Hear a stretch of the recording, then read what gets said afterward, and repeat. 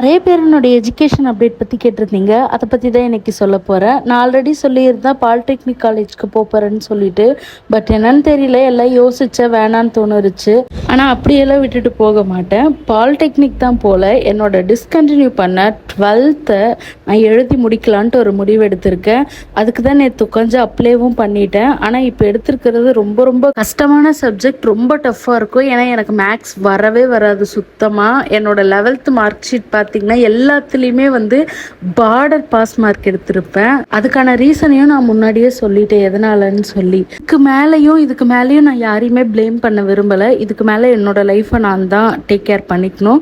So அதுக்கான first step தான் இது. எனக்கு மேக்ஸ் வரவே வராது தான். எனக்கு கெமிஸ்ட்ரியும் வராது, ஃபிசிக்ஸும் வராது. எனக்கு பிடிச்சதே ஜுவாலஜியும் பாட்னியும் மட்டும்தான். ஸோ நான் என்ன பண்ண போகிறேன்ட்டு எனக்கே தெரியல. ஆனால் நான் என்னை நம்புகிறேன். Trust the process. டிசிக்கு எழுதி கொடுத்துட்டு வந்தேன், அதையும் போய் வாங்கல. அவங்க கால் பண்றேன்னு சொன்னாங்க. ஸோ இன்னும் ரெடி ஆகல போல, அதனால வெயிட் பண்ணிட்டு இருக்கேன். ஸ்டடி சென்டர் பொறுத்தவரை நான் எந்த ஸ்கூல்ல டிஸ்கண்டினியூ பண்ணனோ அதே ஸ்கூல்ல தான் திரும்ப அப்ளை பண்ணியிருக்கேன்.